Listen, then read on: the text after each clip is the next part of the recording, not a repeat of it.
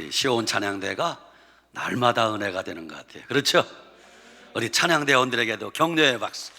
힘내세요. 감사합니다. 감사합니다.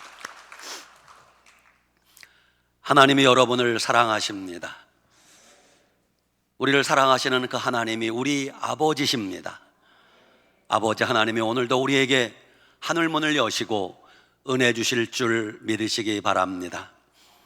오늘 여러분에게 증거할 말씀의 제목은, 오늘 말씀의 제목은 어디 갔나요? 빨리 나와야 되는데 시작. 주님이 주시는 평강과 기쁨. 아멘. 어떤 분이 요즘 자기의 고민을 이렇게 토로합니다. 목사님, 요즘 자꾸 짜증이 나요. 이유도 없이 막 화가 나서 견딜 수 없어요. 하루 종일 안절부절하기도 하고 불안해서 견딜 수가 없어요. 어떻게 하면 좋은가요? 이런 분들이 계실 것입니다. 혹시 내 얘기가 아닌가 생각하는 분들도 계실 겁니다. 저도 가끔 그럴 때가 있습니다. 요즘 사람들 살기 힘드니 너나 할 것 없이 이런 것들이 우리 마음에 가득합니다. 짜증이 나고 화가 나고 분하기도 하고 억울하기도 하고, 내가 그 인간 만나서 내 인생이 비비꼬였다고 화가 나고 답답하기도 하고, 하루 종일 안절부절하고 괜히 마음이 불안하고 두근거리고 그렇게 두렵기도 한 사람이 많으실 겁니다. 오늘 주님이 그런 분들에게 이러한 축복의 말씀을 하시는데 우리 아멘으로 받아 먹읍시다. 주님 우리에게 이렇게 말씀하십니다. 내가 너희에게 평강을 주노라. 내가 너희에게 기쁨을 주노라. 내가 너희에게 소망을 주노라. 내가 너희에게 은혜를 주노라. 내가 너희에게 믿음을 주노라. 내가 너희에게 사랑을 주노라. 아멘. 그렇습니다. 내 마음의 평강과 기쁨은 환경의 문제가 아닙니다. 누구 때문이 아닙니다. 난 이것도 없고 저것도 없고 뭐가 없어서 문제가 아닙니다. 내 마음속에 진정한 평강과 기쁨은 예수님이 나와 함께 계시기만 하면 우리가 누릴 수 있는 것입니다. 주님이 내 안에, 내가 주님 안에 거하기만 하면 언제든 어디서든 우리는 하늘의 평강과 기쁨을 맛보며 살 수 있을 것입니다. 인생을 살다 보면 내 인생에 가장 필요한 것이 뭐라고 생각하십니까? 인생을 살면서 금은 보화를 산더미처럼 쌓아두고 사는 것보다 마음속에 주님이 주시는 평강과 기쁨을 누리며 사는 것이 훨씬 더 큰 축복입니다.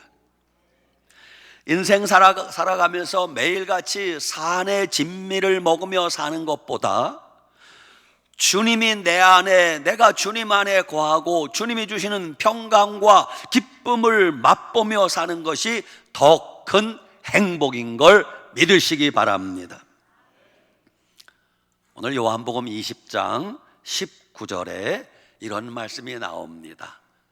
19절 앞부분에 이날에 곧 안식 후 첫날, 시작. 이날 곧 안식 후 첫날 저녁 때에 제자들이 유대인을 두려워하여 모인 곳에 문들을 닫았더니 됐어요. 안식 후 첫날, 그게 언제예요? 주일. 안식 후, 안식일은 토요일이고 안식 후 첫날은 주일입니다. 안식 후 첫날 저녁 때, 그러니까 주일 밤에 그런 뜻이에요. 제자들이 유대인을 두려워하여 모인 곳에 문들을 닫았더니, 지금 제자들이 처한 마음 상태는 어떤가 하면 마음에 두려움이 가득했습니다. 예수님을 죽인 유대인들이 또 나를 죽일까봐 두려웠습니다. 사람이 두려웠습니다. 왜 그럴 수밖에 없었습니까? 제자들은 지금까지 3년 동안이나 모든 걸 다 포기하고 예수님을 따라다녔는데 그 예수님이 어느 날 갑자기 십자가 지시고 허망하게 죽으신 거예요. 제자들이 얼마나 낙심이 되겠습니까? 이제 예수님은 죽으셨어요. 절망하고 낙심하고 모든 소망이 다 사라진 것 같았을 것입니다. 그래서 그때 제자들은 사람들이 두려워서 어느 방구석에 들어가서 방문을 콕 닫고 숨어 있었던 것입니다. 그들이 간 여행지가 어딘 줄 아세요?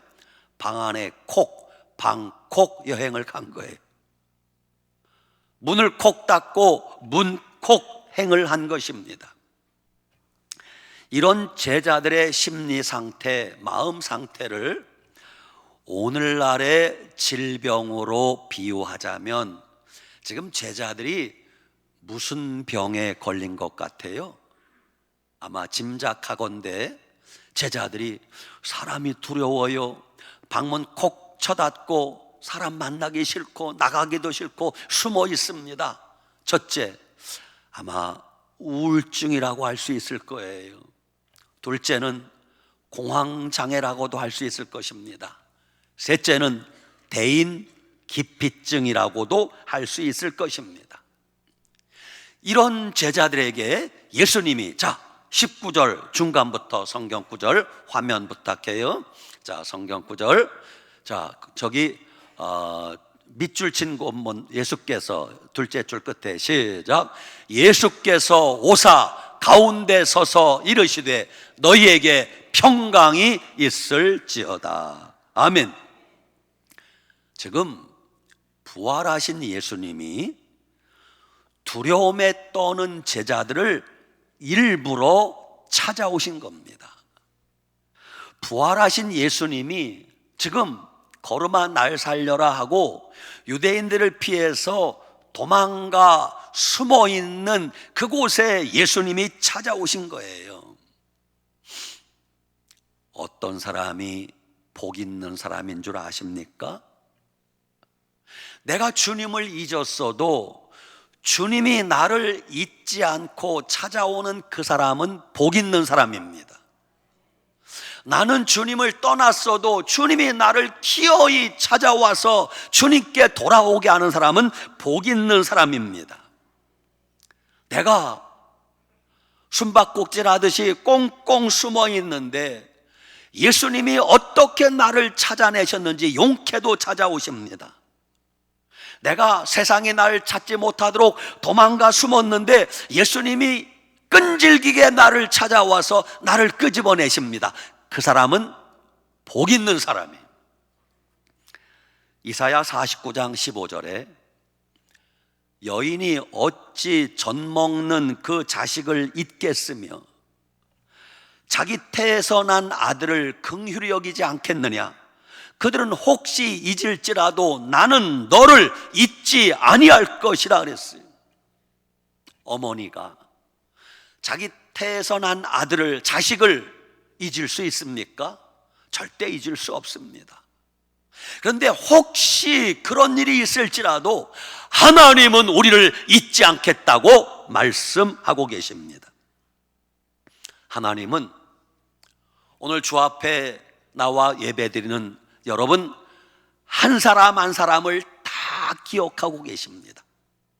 여러분의 이름, 여러분의 환경, 여러분이 요즘 왜 어려워하는지 주님은 다 기억하고 계십니다. 여러분 가운데는 지금까지 인생을 살아오면서 한때는 당신은 이제 회복되기 틀렸습니다. 죽을 것 같습니다. 한때는 병원에서 다 죽어가던 나를 예수님께서 찾아오셔서 다시 살게 해주셔서 오늘까지 살고 계신 분들도 계실 겁니다. 그 중에 저도 한 사람입니다. 우리 가운데 어떤 분들은 한때는 아무도 모르는 곳에 숨어서 은둔 생활하고 있었는데 예수님이 나를 찾아오셔서 은둔 생활에서 벗어나 예수님 믿게 된 분들도 계실 겁니다. 여러분 가운데 어떤 분들은 한때는 술과 담배와 마약과 도박에 찌들어 살던 나였는데 예수님이 그런 나를 찾아오셔서 새 사람 만들어 주셔서 오늘 이렇게 번듯하게 살아가고 계신 분들도 계실 겁니다. 우리 가운데 어떤 분들은 한때는 주먹질하고 깡패질하며 살던 나를 예수님이 찾아오셔서 손 씻게 하시고 새 사람 만들어 주신 분들도 계실 것입니다. 그 모든 것은 예수님이 나를 찾아와 주시고 예수님이 나를 만나 주신 이유임을 믿으시기 바랍니다. 예수님이 나를 만나 주시고 예수님이 나를 찾아오시면 인생이 바뀌고 내 삶에 변화가 생기고 평강과 기쁨이 찾아오는 것입니다.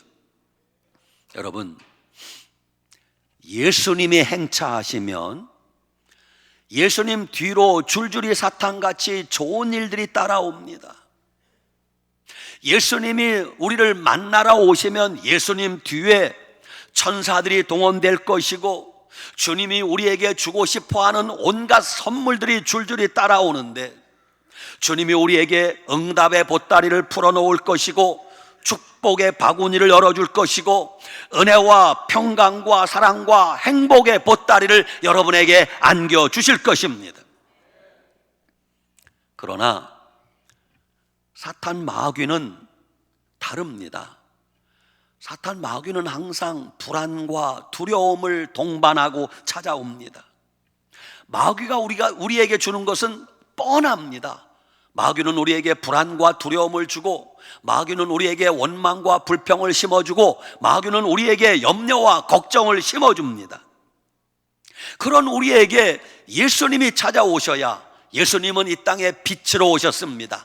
빛이 임하면 어둠은 저절로 물러가는 것처럼 빛 대신 예수님이 나에게 임하면 내 속에 흑암의 권세는 사라지게 되어 있는 것입니다. 예수님이 내 삶에 찾아오시면 내 마음속을 짓눌렀던 모든 불안함, 두려움은 다 사라지게 될 줄 믿으시기 바랍니다. 그렇습니다. 우리 삶에 평강과 기쁨을 주시는 분은 예수님밖에 없습니다. 아무리 많은 돈과 재물을 모아보세요. 그것이 우리에게 평강을 주지 못합니다. 여러분, 밤에 잠을 푹 주무시는 분은 돈이 너무 많은 분들은 잘 못 주무세요. 왜?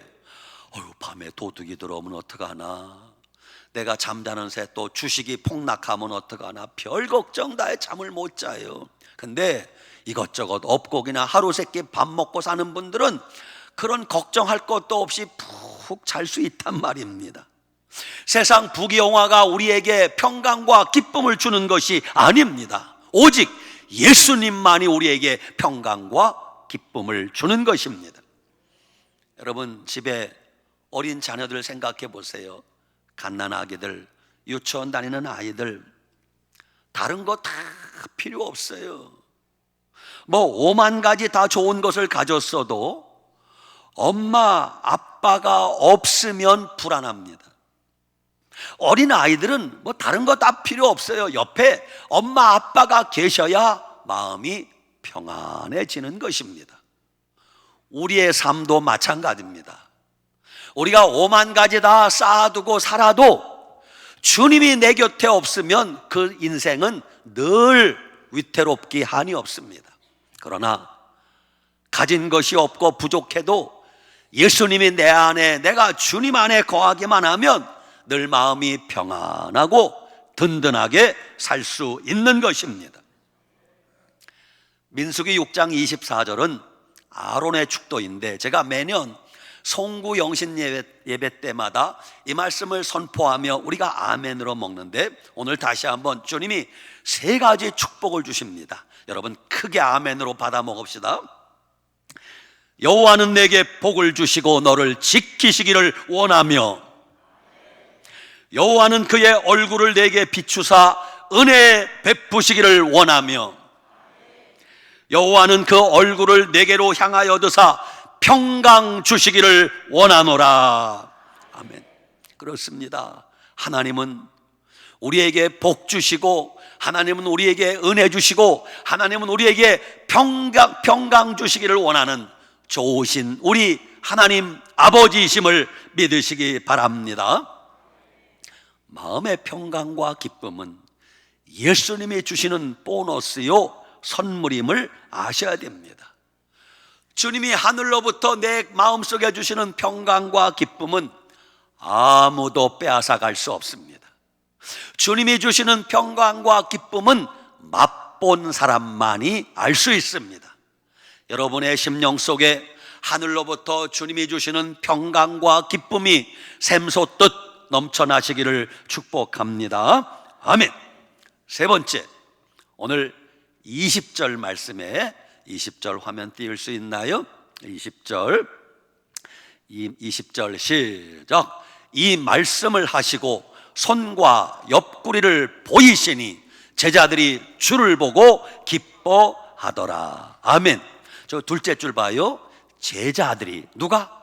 제자들이. 지금까지 제자들이 뭐 하고 있었어요? 두려워 떨며 숨어서 두려워 떨며 웅크리고 있었어요.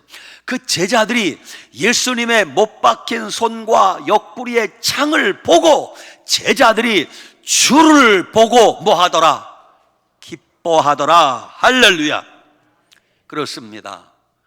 그렇게 두려워 벌벌 떨던 제자들이 언제 기뻐하게 되는가? 부활하신 예수님이 찾아오셨는데 예수님이 십자가에 못 박히신 선명한 못자국을 보여주십니다. 옆구리에 창에 찔린 그 자국을 보여주십니다. 그것을 볼 때 제자들이 우리 예수님이 틀림없구나, 예수님 죽으신 줄 알았는데 예수님 부활하신 게 틀림없구나, 그때부터 절망이 물러가고 두려움이 물러가고 기쁨이 넘치게 되는 것입니다. 여러분, 아주 간단합니다. 내 마음에 불안이, 내 마음에 우라더미가 가득한 사람들, 뭐 이것저것 정신과 약 먹어서 되는 것이 아니에요. 간단합니다. 예수님을 만나면 다 사라지게 돼 있어요.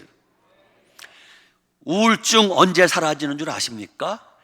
예수님을 만나면 우울증은 쉽게 사라집니다. 공황장애 언제 치료되는 줄 아십니까?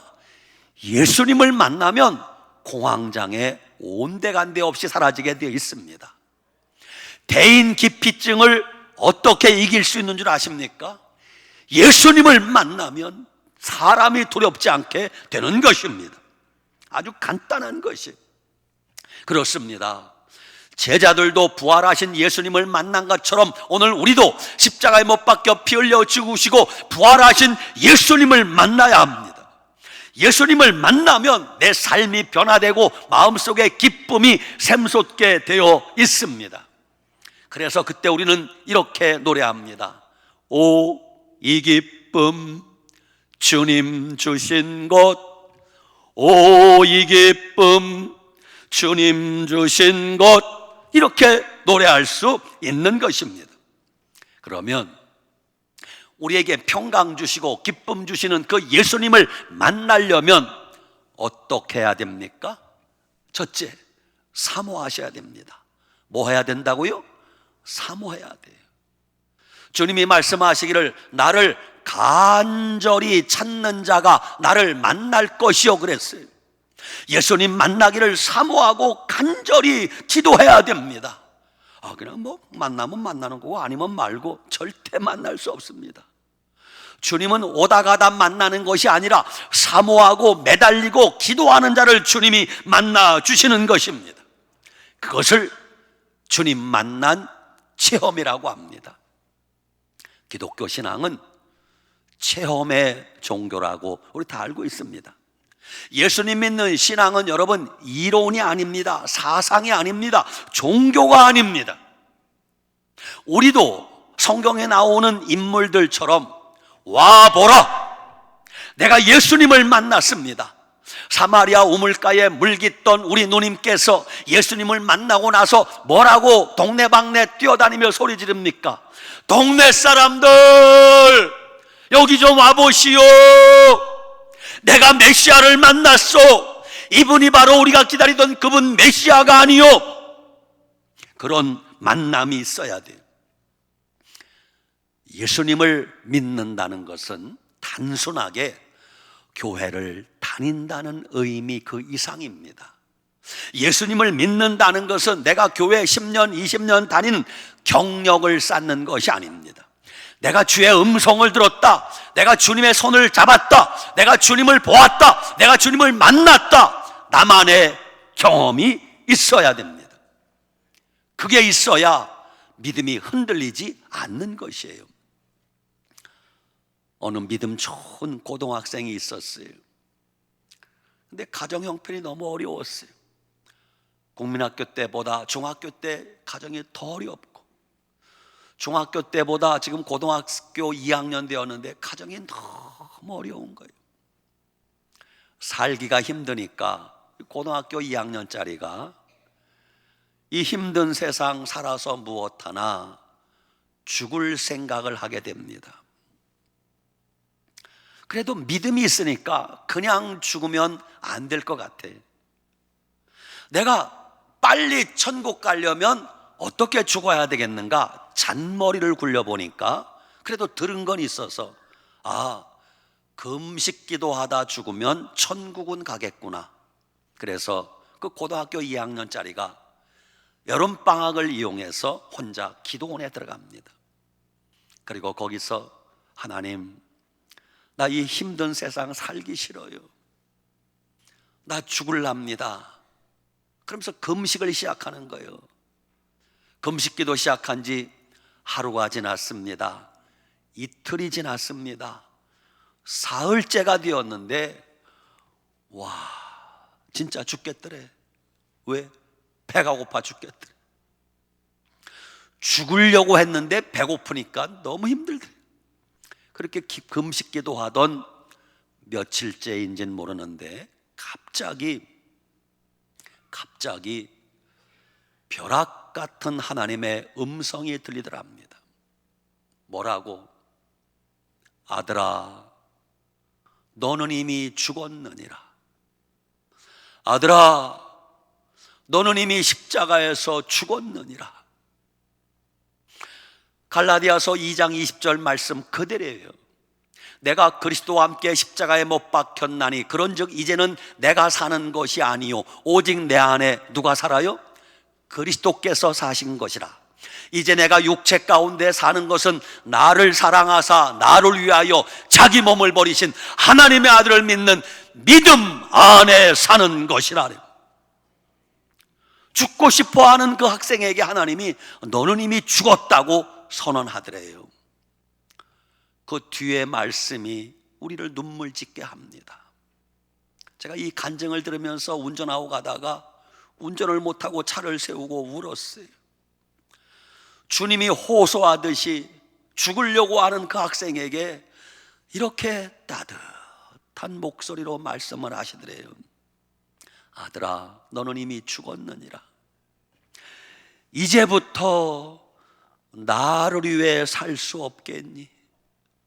이제부터 나를 위해 살아줄 수 없겠니? 이 음성을 들은 거예요. 죽음을 생각하던 이 학생이 이런 주님의 음성을 듣는 놀라운 체험을 한 이후에 그 잠깐 사이에 그렇게도 죽고 싶은 생각이 안개가 거치듯이 싹 사라지더라는 것입니다. 그리고 주님 음성 들은 그 기쁨이, 그 감사가 얼마나 충만한지 말로 설명할 수 없어요. 그날부터 그 학생이 그래, 나는 이제 죽었다. 나의 옛사람은 죽었다. 이제부터 나는 오직 주님만을 위해서 살아보자. 나의 옛사람은 십자가에서 죽었으니 이제부터 나는 오직 주님만을 위해서 살아보자. 그렇게 헌신을 다짐합니다. 기도원에서 내려와 고등학교를 잘 마치고 대학을 졸업하고 신학교에 들어갑니다. 그리고 목사님이 되셔서 한평생 한국교회에 큰 업적을 남기고 얼마 전에 천국 가신 어느 목사님의 간증입니다. 여러분, 죽음을 생각할 때 그때 주님의 음성 들은 그 체험이 그의 인생을 바꿔 놓지 않습니까? 우리도 어떤 식으로든 예수님 만난 체험이 있어야 돼요. 각자가 예수님 만난 체험은 다 다릅니다. 어떤 사람은 예배 드리다가 주님을 만나기도 하고, 어떤 사람은 성경 읽다가 주님을 만나기도 하고, 어떤 사람은 혼자 기도하다가 주님을 만나기도 하고, 어떤 사람은 찬송하다가 주님을 만나기도 하고, 어떤 사람은 운전하다가 주님을 만나는 사람도 있어요. 여러분, 예수님 만나면 얼굴이 달라져요. 꼬뭇꼬뭇하고 수심이 가득하고 근심 걱정이 가득했던 얼굴이 꽃이 피기 시작합니다. 예수님 만난 사람은 얼굴 표정이 달라집니다. 예수님 만난 사람은 얼굴에 평강과 기쁨이 넘치게 되어 있습니다. 어제 점심 무렵에 어느 목사님 따님 결혼식이 있어서 조금 일찍 가게 되어서 도움산에 올라가 혼자 아무도 없는 곳에 그 산 중턱에 벤치가 있더라고요. 벤치에 앉아서 혼자서 오늘 주일을 위해서 기도하고, 또 생각나는 사람을 위해서 기도하고, 방언 기도도 하고, 혼자서 아무도 없으니까 막 두 손 들고 기도하는데, 이제 기도를 마치고 가야 될 때가 되었어요.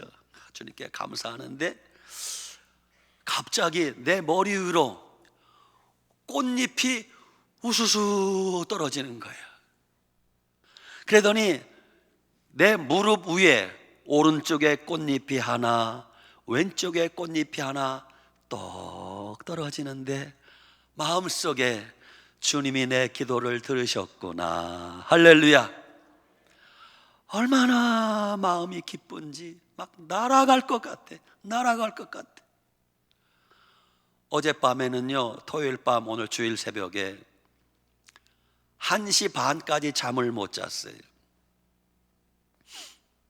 잠자려고 누우면 성령 충만에 대해서 말씀을 주시는데 이거 까먹을 것 같아. 그래서 또 자다가 말고 일어나서 더 메모하고, 또 누우면 또 생각나고, 1시간 반을 성령 충만에 대해서 말씀을 주셔서 그거 받아 적느라고 1시 반까지 잠을 못 잤어요. 얼마나 기쁜지. 어제 요거는 이제 한 달 지나면 성령 강림 주일이 오는데 그때 설교할까? 설교 어제 다 받아놨어요. 할렐루야. 여러분, 예수님 믿는 사람은 얼굴 표정이 달라져야 돼. 예수님 믿는 사람은 얼굴에 평강과 기쁨이 넘쳐야 됩니다. 예수님 믿는 사람은 입에서 말하는 게 달라집니다. 예수님 믿는 사람은 입에서 입만 열면 감사가 나오게 돼 있어요. 예수님 믿는 사람은 교회 생활하는 게 다릅니다.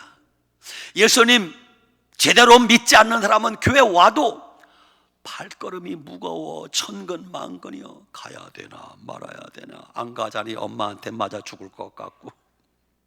예수님 만난 사람은요, 교회 오는 게 날아가는 거예요. 날아가는 거예요. 예수님 만난 사람은 찬송 부르는 게 다릅니다. 예수님 만난 사람은 기도하는 게 다릅니다. 예수님 만난 사람은 예배 드리는 자세가 다릅니다.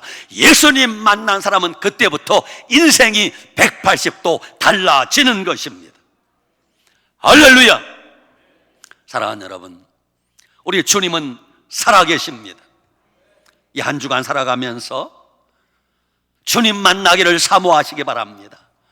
주님 만난 분들은 그 주님 만난 경험을 잃어버리시면 안 돼요. 주님 만난 첫사랑을 회복하시길 바랍니다. 내가 주님 안에, 주님이 내 안에 거하시기만 하면 평강과 기쁨을 항상 누리며 살 수 있을 것입니다. 이번 한 주간 여러분의 삶에, 여러분의 가정에 평강과 기쁨이 넘치는 승리의 삶이 되시길 축복합니다. 아멘. 기도합니다. 하나님 아버지, 은혜와 사랑을 감사합니다. 세상 살면서 여러 가지 분노와 우라통과 짜증이 가득했던 삶에서 오늘 말씀 듣고 다시 한 번 더 예수님 주시는 평강과 기쁨이 가득한 삶이 되게 하여 주시옵소서. 예수님 이름으로 축복하고 기도 올리옵나이다. 아멘.